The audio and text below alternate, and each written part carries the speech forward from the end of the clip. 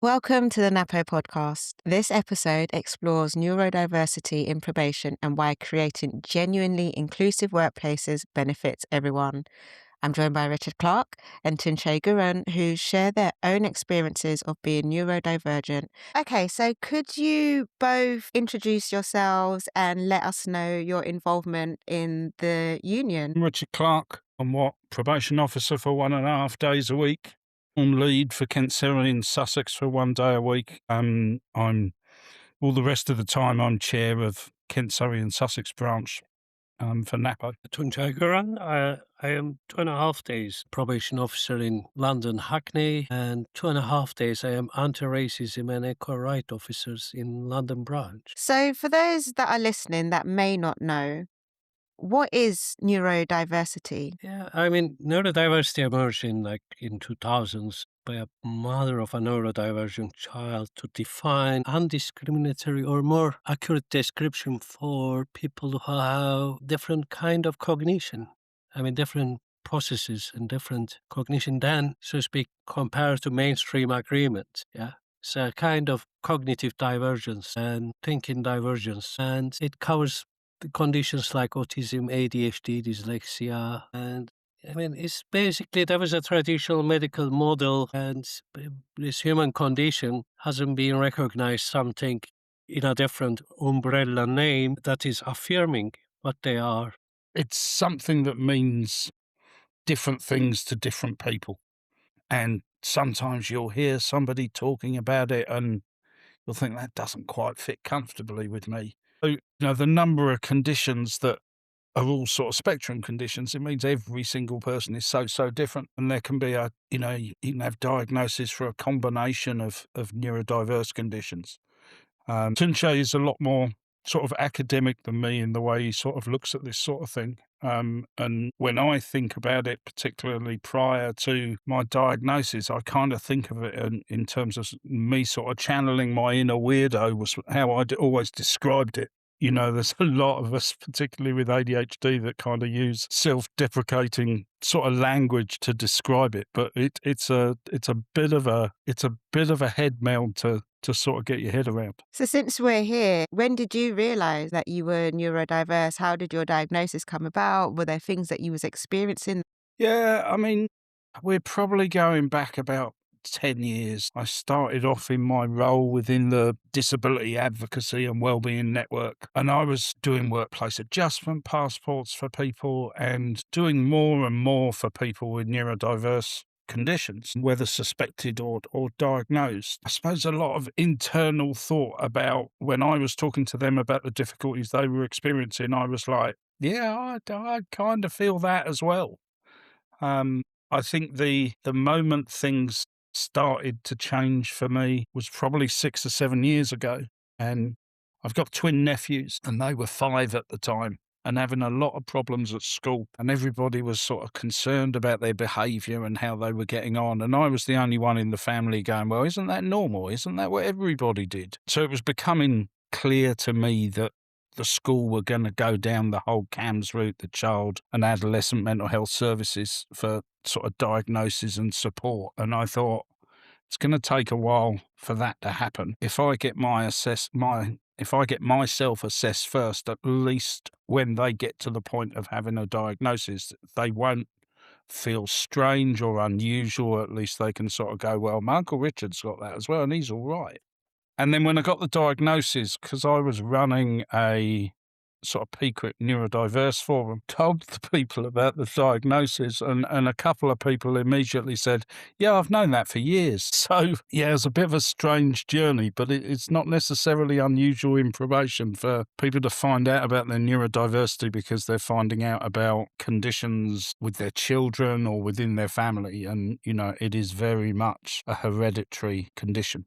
And what about you, Tuncay? I mean, when I was in school in Turkey, it was always difficult for me to writing. I practically finished primary school without properly writing my name, basically, because UNN was quite a challenge, though, to put it UNC next to each other. And that when I come to secondary, there was also language, and my second language was French, which was a nightmare because you read and write differently, very differently. So I had to repeat 2 years. And during that time, I managed to speak, overcome my neurodiversity without knowing. But my father was very sad, always said, there are other children like him. He's not like, mad or something. And I kind of developed my mask very skillfully, I would say. After that, when I was 15, 16, I was now able to, but I always avoided writing and reading and stuff like that because it was a nightmare, anxiety attacks, to speak. But I didn't know this to do with any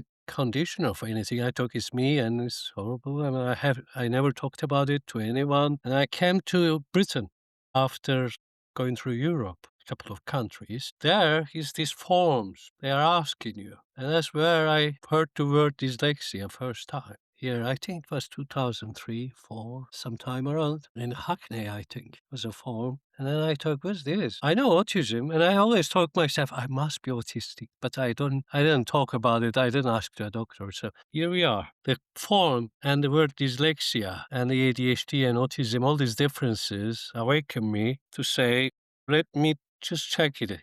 I might be one of those. So here we are. So you mentioned stuff about schooling, but we also know that probation and family court work can be very demanding, fast-paced and emotionally challenging. Are there particular barriers that you faced at work? Yeah, sure. I mean, English is my practically third language. I think fourth, maybe, because spelling is always like an anxiety. Now, once this word corrections emerged, it was like a sort of big relief for me. So I can now capture my own, because I read it the way I write, and I think that's right. And then somebody else looks at it, and here we are. And I think it plays a significant role. I just said, oh, that's me, that's normal. Everybody has to live with me too, as much as I do with them. So as in my work environment, I become a champion of it. So I think that gives me power to face all that challenges that I am facing now. So it isn't a free place, but I have better confidence to deal with them. I was really interested in what Tuncay was saying about getting held back at school. Because I think there were clues there for me as well, because I never passed exams the first time. I'd always have to retake them and do them an extra year in terms of sort of being able to get through. You're talking about sort of difficulties at work, but with all my sort of work doing workplace adjustment passports, I've kind of spun things on its head a little bit. And rather than the difficulties, I've been talking much more about the strengths people have. To my ADHD brain, it runs at 1,000 miles an hour and it never stays still, and it's jumping around. Now, actually, it's a really good brain to have in probation because we are constantly jumping around trying to take into account every single aspect of risk to be able to make accurate risk assessments. So it's a massive, massive skill. I've always been able to focus really, really intensely and, virtually blot out the world, where again, I'm working at a really fast pace and I'm kind of picking up sort of great levels of detail. And these are the sort of strengths that people with neurodiversity have. What we see at work are things that undermine those strengths. So I'm a walking, talking ball of contradictions. I might be able to really hyper focus and be kind of detached from the real world, focusing on all the detail, and you could bang a pair of cymbals behind me and I wouldn't even know you were doing it. And then 15 minutes later, I'm getting distracted by two people who are having a conversation 3 rows down the office, and I just can't focus on my work. What I always try and talk to people about is, what can we put into place that can reduce the impacts of those things that sort of undermine our skills? So, being distracted, how do we try and reduce that? And it's all trying to come at things from a sort of strength-based approach, which is what all the academic research talks about in terms of neurodiversity. Of course, we've been doing this for a while with our people on probation, but a lot less so for our staff. The things that I found quite interesting is that we did a recent survey of members, and one of the things that came through was that people didn't all agree on how they wanted to be described. How important is language and terminology, and what does respectful practice look like when it comes to neurodiversity? Tuncay? Yeah. Thank you. Yeah, I think there's a bit of a conversation. I mean, as I said, there's this problem that if the neurodivergent people want to talk about neurodiversity because, they adapted, they managed to survive, if they did, more or less. And then now leaving this aside and thinking about, I have ADHD, now that's really my reality. It's a bit of a sort of, okay, that has been my reality all this time, actually. I just didn't want to think about it that way. So it's like this coming out. It's this similar to in some ways to being an LGBT. It is basically accepting, realizing my own name and existing with that identity openly and, being called neurodivergent and so on. And when you say neurodivergent, someone is not neurodivergent. And it's just which is a problem in the sense, there's this big group which is not neurodivergent, but they are then normal people. Then what I am in relation to them, those are important and interesting and are never-ending conversations, I think. We at the moment, we kind of have a contingent convention to say there's this neurodiversity for those who want to take that mantle upon themselves and for those who want to create a collectivity around that concept. And there are those who don't like to be named and create also some other to neurodivergent, which is not neurodivergent, and that they are in this other group and so on. I don't think there's a proper solution. We have to bear with that. And then we have to accept that everybody has a different opinion on that and then keep the conversation going. Yeah, I think it comes back to me being a walking, talking ball of contradictions because I'm incredibly unprecious about what somebody else says or acts towards me in the main. But there's a big, big difference between having a conversation with somebody else who is neurodivergent and then being able to say something that might be challenging. And I think we would accept and let them do that. And they would have an awful lot of good grace to be able to say pretty much anything they wanted to. I think when it comes down to somebody who doesn't have that lived experience and is maybe relying on stereotyping, I think if you're sitting there as a manager and you're thinking that you understand what people like ADHD are like, you're going to make mistakes. You're going to meet somebody else who is completely different. I kind of describe myself as being sort of 70% ADHD, 20% autistic and 10% dyslexic. I always talk to people about that feeling like that's the flavour of my neurodiversity. But if somebody else were to say that, depending how they said it, I suppose would depend on whether I accepted it or whether I got amazingly triggered by it. I guess thinking about the workplace as well, the survey also revealed that there are so many people that still feel like they need workplace support. What kind of adjustments made the most difference for you? And where do you see the service is perhaps lacking and people are finding hard to get support? I think for me in the early days, it probably all started happening when we started knocking office walls down and putting these giant rooms with 50 chairs and desks in. And then, that was massively undermining me being able to sort of concentrate and focus and work to the level that we need to work at when we've got these sort of caseloads that we have. In the early days, noise-cancelling headphones were brilliant. In the early days, they bought me the best noise-cancelling headphones. I've had 2 sets. They lasted 8 years each, which I think was amazing value for money. But now I'm being told, we can only buy the ones from the catalogue. Well, I've gone through both the ones on the catalogue and trying to think of a suitable word to describe them. They are exceedingly rubbish and almost don't noise cancel at all. The microphone noise cancels, but that's not the bit I need. I need the headphones to noise cancel so as I can shut out the world when I need the world shut out. So I've had brilliant solutions in the past, and then the service seems to throw a bit of a spanner in the work to prevent it.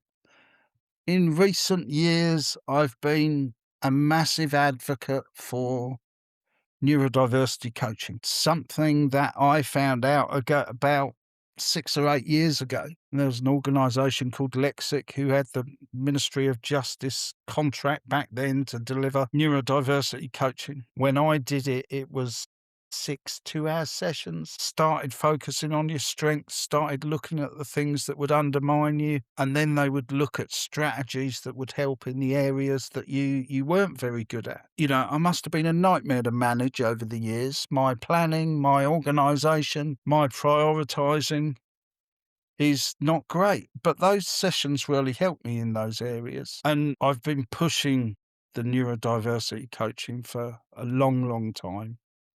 And working out exactly what steps everybody has to go through to get it recommended in an OHCAT report. And then the area has to procure it and pay for it and get it in place. It took my manager 2 years to put it in place for me, which was an absolute joke. And if we do it right, and if we get it in the right order, we can probably tick all the boxes and push every box through the hole in maybe 2 or 3 months. That's all it needs to be. But there are people who are sitting waiting 6, 9, 12, 24 months later because getting it in place has been a barrier and people haven't known what to do. But I've only talked to one person out of the hundreds that I know that have done this now. Everybody else thought it was a game changer and, never thought they would get assistance in the areas that they struggled the most. And for some people, never even understood that they struggled in those areas. So that has been a real, real game changer for a lot of people in probation. But we need to give people time to do the sessions. We need to give people time to practice the techniques and strategies in between sessions. And we need to give people time afterwards to build on that learning. And the only way we can do that is if we give them some workload relief to fit it in. And of course, the business is so resource pressured that is often the barrier. I don't think people really get the time to practice the skills to empower themselves to be the best practitioner they can be, which for someone like me and the sort of work I do with neurodiversity is massively disheartening. But it's something we have to shout about when we see the barriers. So I think those are probably the two biggest things that impacted positively on me, the noise cancelling headphones and then the neurodiversity coaching. But I think the other thing to mention is people might recommend stuff and it doesn't work for you. So I think it's probably worth mentioning the worst thing that was ever suggested for me was about having Dragon, which is like a voice-activated typing aid. Now, for me, because of my processing skills and the sort of slowness with that, I use 1,000 filler words. So when I was speaking into Dragon, were if, buts, maybes, ums, ahs, couple of expletives when I got annoyed with my brain not keeping up.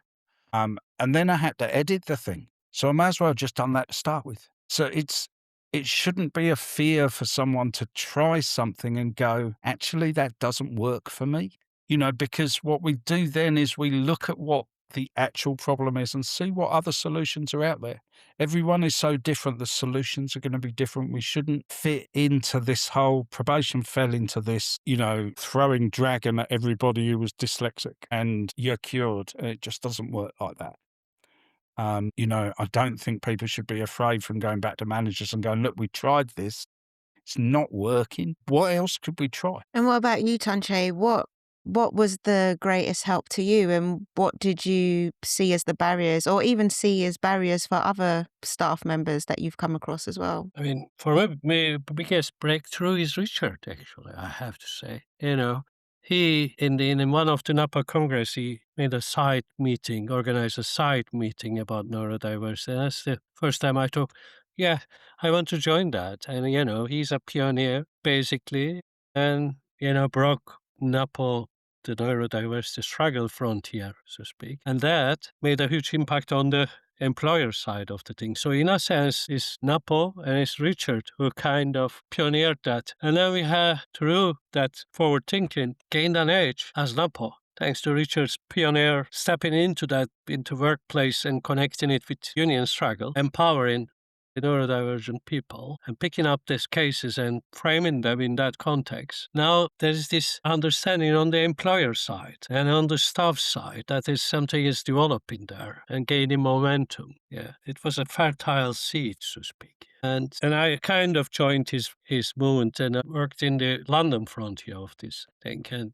I become part of this group called Neurodiversity Start and Finish Group in the probation side of the thing. And we developed an action plan for London. It's now on the table of the regional leader, waiting to be implemented. So I'm optimistic. And we are formulating and developing our understanding, and then we have a good conversation with our members in that area. So, and we are absorbing their requests. So when I go to this kind of thing, case that someone says I'm neurodivergent and that's my difficulties, I have now already sort of accumulated experience now, Richard and others. And what I am actually always pushing is that you have to listen the member. You have to, because neurodiversity is a spectrum and it's individual. It's collective, also individual. So we have to understand what can we do. And Moj was the Minister of Justice workplace adjustment. It's very helpful. I found them helpful. They were working a lot with Richard, so they are helpful, to speak, in a sense. So here we are, and we project this in the cases, and we didn't formulate a policy as Napo. We just called for tolerance, acceptance, and support. We didn't go into the details of that. It was just difficult to formulate one fit for all. And, starting from we should sort of start from the recruitment process and streamline it to all the way. So we are working on it. And as we do surveys, we talk about it, like this podcast and so on, we will refine our position further in the process. That's what I believe in. Richard, did you want to come back in? Yeah, just thanks for your kind words, Tunç, but I can't take the credit. The credit goes to people that I've worked I with. give it to you. But the whole emphasis from me was all the neurodivergent people I work with who were making absolutely outstanding officers. And I was seeing them bullied and pushed out of the service because the support wasn't there. And there was no recognition for the skills that they brought to the job. The only thing that was being focused on was, you're always late with your Delius entries. You can't get an OASIS assessment to me on time. Oh, wow. Your OASIS assessment is so detailed that really nails the risk on the head, but it might have taken you 18, 20 days to do it. It's that injustice, I think, that drives an awful lot of us neurodiverse people, into this job. But that is why I've ended up finding myself kind of trying to be the voice for the people that I've seen leave the service. And, we know there's a staffing crisis. And we can't be losing talent out of the door just because we don't know how to best manage them. And we don't even know the... So I suppose with that, Richard, there's this whole advocating for people that may have already left the service, but people that are still here in the service. What role would you say Napo plays in supporting members and driving this agenda forward? Tunç already mentioned how you've been quite self-starting and have kind of pioneered a movement, but what can you see outside of yourself that the union has done, is doing, or maybe where we still have our limitations? I think Napo has come a long way in the last 5 or 6 years. There aren't many of us, I would argue, that are involved with branches, particularly who do the repping side of things, who aren't getting dragged into a poor performance meeting and we're going, you can't start a poor performance meeting. They've told you about their neurodiversity and you haven't even sent off an occupational health referral. The policy's really clear. If you haven't mitigated for disability disadvantage, poor performance can't begin. I don't think there is a rep within Napo that hasn't been in that situation. Conduct and discipline stuff.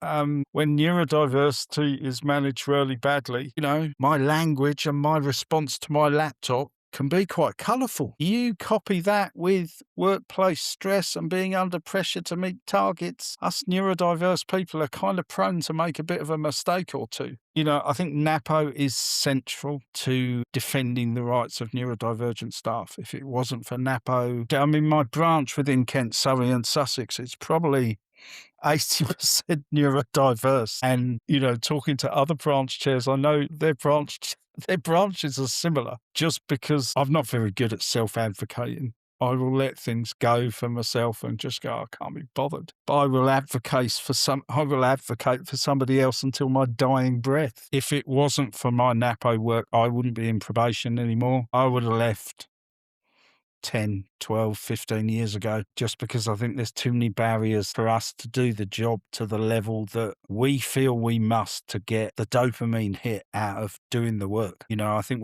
us neurodiverse people pride ourselves on detail, quality, and I don't think I'm much of a perfectionist. I've had that beaten out of me, but a lot of people talk about perfectionism and wanting it to be perfect, and that's why it takes them longer. So, yeah, the fact that I've been able to have chats with people in Napo, the fact that being able to talk to people like Ranjit and raise it as high as we can on the diversity agenda.